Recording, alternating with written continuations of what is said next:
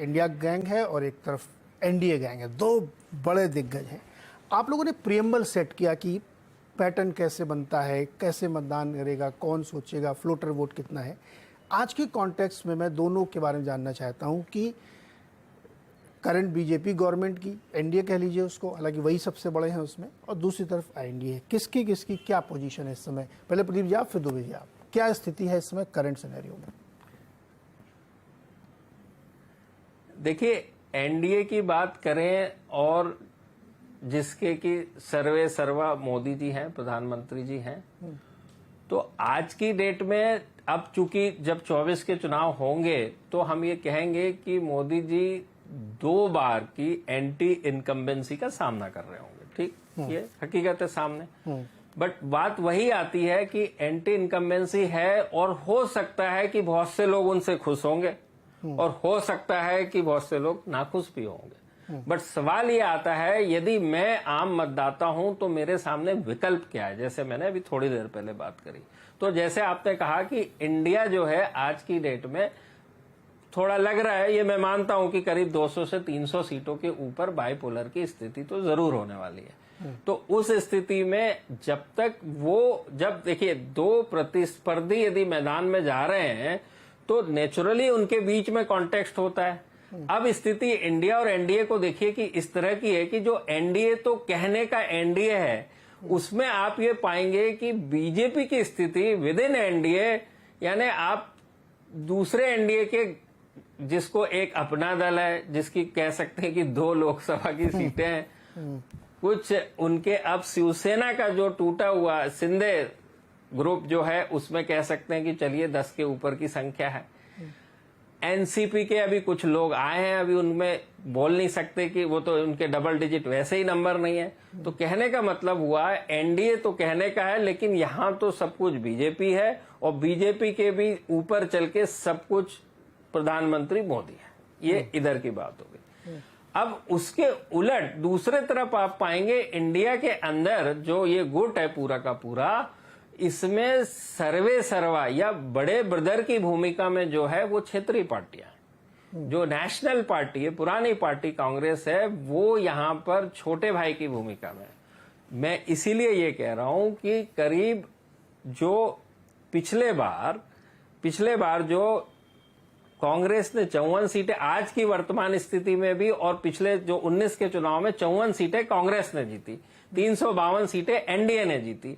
तो ये जो बाकी की जो बची 200 सीटों में सिर्फ 52 सीटों के ऊपर कांग्रेस है और 3/4 सीटों के ऊपर क्षेत्रीय पार्टियों का बोलबाला है। तो कहने का मतलब आज भी आप जो 26 पार्टी देख रहे हैं तो कांग्रेस की स्थिति वहां छोटे भाइयों वाली है।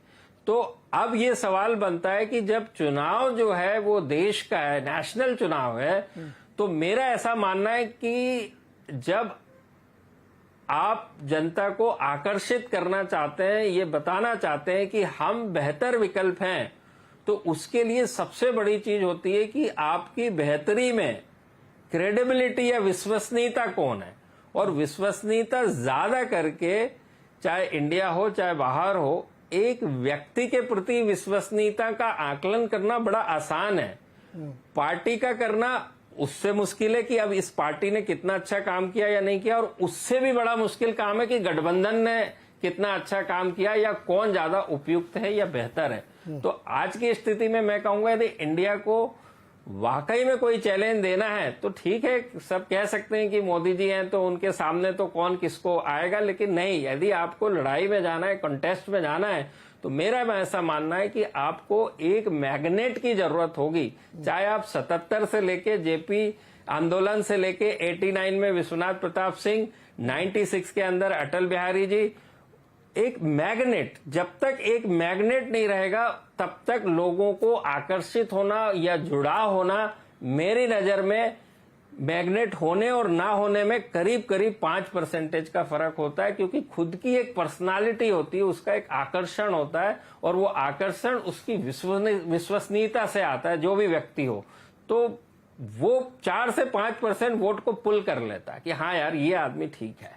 करेक्ट। तो मेरे हिसाब से ये मैं मानता हूं कि यदि के इंडिया ये एक बड़ा डिसीजन होगा, बोल्ड डिसीजन होगा कि किसी एक व्यक्ति को सामने ला ले, लड़ाई में जाना है तो उसमें डरना क्या है?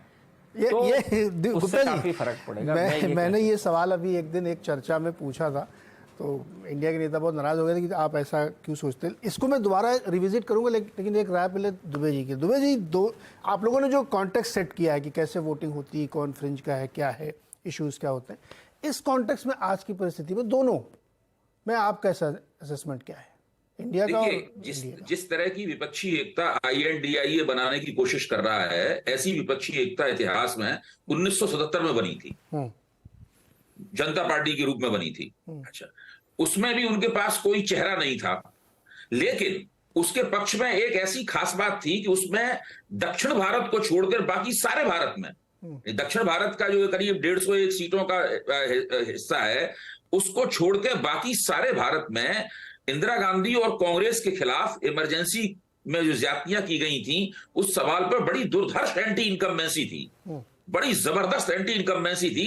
जैसा कि अभी प्रदीप जी ने बताया कि 6 महीने पहले ही लोग तय कर लेते हैं कि इस पार्टी को तो हराना ही हराना है जो सत्ता में है, तो वो सब लोग तय कर चुके थे उसके अंदर। और यही हुआ कि दक्षिण को छोड़कर बाकी सभी क्षेत्रों में कांग्रेस बुरी तरीके से जीत गई थी, और वो विपक्षी एकता कम से कम सरकार नहीं चला पाई आगे जाकर, लेकिन चुनाव में पूरी बहुत ऐतिहासिक रूप से कामयाब रही। इस बार जो विपक्षी एकता बन रही है, उसके सामने 2 तरह के नुकसान है। पहला नुकसान यह है कि उसके पास कोई नरेंद्र मोदी के मुकाबले का चेहरा नहीं है, इस मामले में वो नुकसान में है। और जो उन्होंने बताया कि जो चेहरा होता है मजबूत, वो 5% वोट खींच लेता है, ऐसा कोई 5% सारे देश से अपनी शख्सियत के दम पे वोट खींचने वाला कोई नेता इनके पास नहीं है।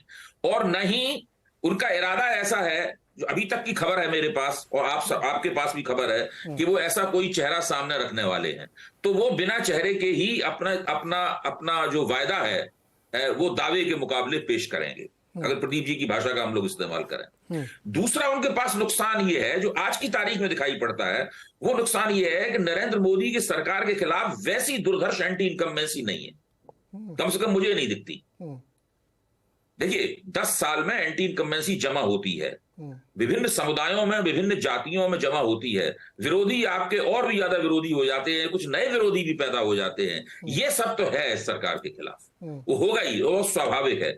लेकिन वो इस मूड में है कि हमें बिल्कुल इस सरकार को खत्म कर देना है, मटिया मेट कर देना है, और वो जनता को बड़े पैमाने पर प्रभावित कर रहे हैं। ये सब ऐसी स्थिति कम से कम मुझे नहीं दिखाई देती। तो जो INDIA मोर्चा है, वो इन 2 तरह के नुकसानों में आज की तारीख में है। देखिए, चेहरा तो आखिर तक नहीं करेगा, लेकिन ये दूसरा वाला एंटी इनकम्बेंसी का नुकसान है, इस नुकसान को वो अपनी तरफ से कम अगले 6-7 महीने में करने की कोशिश करेगा। और उसमें भी भारतीय जनता पार्टी भी उसकी मदद कर सकती है, नहीं भी कर सकती है। भारतीय जनता पार्टी कुछ ऐसे कदम उठा सकती है, इससे भाजपा को कुछ मुश्किलें बढ़ जाएं, कुछ उनके खिलाफ थोड़ी नाराजगी और बढ़ जाए, और ऐसा नहीं भी हो सकता है। दोनों परिस्थितियां हैं। इसलिए आज की तारीख में अगर कल 1 हफ्ते बाद चुनाव होते हैं, तो मेरा मानना है कि भाजपा 2019 वाला नतीजा आराम से दोहरा देगी। दुबे जी, एक छोटा सवाल।